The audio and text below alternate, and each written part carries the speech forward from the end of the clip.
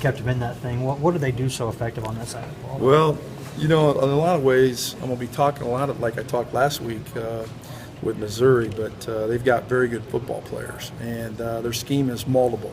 Again, multiple fronts, multiple coverages, different types of blitzes. So they play with great technique as well. So, I don't know anything about their offense, but I do know their defense is really good. Mike, when Josh has a game where I think he only goes for 89 yards and you guys are still able to win comfortably, I guess what does that say about maybe what the game plan was, or just kind of how that game went, that you guys didn't have to air it out very much? Well, I think it's how the game went. We were throwing the ball in the first half, and we were trying to mix it up as much as we could there. And then the second half, it was kind of a different ball game then that we felt. So we were running the ball a little bit more because sometimes the clock really becomes an issue too, and that becomes a factor. What did it say about your offensive front and your backs with that 5-minute drive in the fourth quarter to kind of seal it away? Yeah, we needed that. We needed we call it the 4-minute offense, but we needed that. And thought our line blocked exceptionally well. I thought Jalen had some great runs. Josh Dobbs made a great decision on the one that he kept it. And so it was just great execution. Does Jalen continue to surprise you in any way? After your 11th game with him, he has a career high. He really doesn't, but I will say this.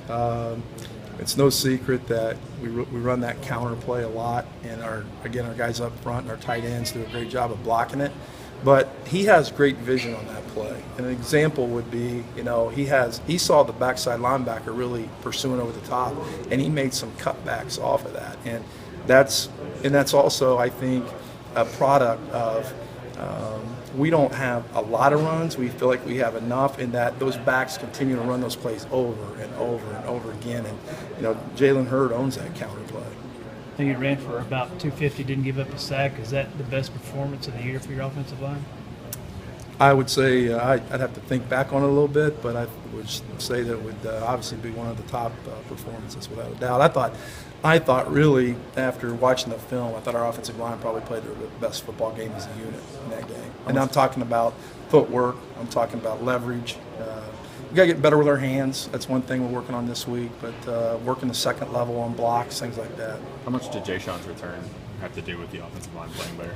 Well, we have a lot of confidence also in Matt Crowder. He was playing well too, and so Jay Sean is a great football player, and he's coming back off those injuries and stuff. He's not 100% yet, but he's pretty close, and he played well. So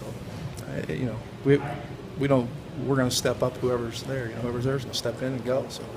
What's been really good in the red zone defensively? What's been the focus in practice so that you guys maybe score a few more touchdowns, don't settle for as many field goals? Well, yeah, we have to score touchdowns in the red zone, and that was a big emphasis today. And so we've got to do a great job of execution once we get there. And so we're going to study it more tonight and tomorrow. We'll study even more in the red zone. So we've got to get down there and score touchdowns, like you said. Was anything stand out as to why that wasn't the case last week? Obviously, Mizzou's pretty good at defense, no question. But was there anything that you saw that caused that, the red zone stuff? There was a couple of things execution-wise where we didn't execute. The one throw to Josh Malone was just a little bit behind. I mean, just right here on his hip, a close throw like that. We ran the screenplay down there, and Jay Sean hadn't had a lot of reps of that coming back, and he knows he should have gotten out a little bit quicker, and we would have had a big play there as well. So a little bit of execution things here and there, and so we just got to do a better job of executing. In the red zone, everything gets tighter. The coverage is tighter. Because you don't have as far to go. Everything tightens up down there. Everything happens quicker than the throw game stuff, and so and when you're running the ball, the defenders are tighter now. The safeties are tighter. All that. So you really have to do a great job of executing. What's Coleman in this game specifically, and then where have you seen him grow the most over the course of this year at the center role? Well, again, I thought I talked about the offensive line.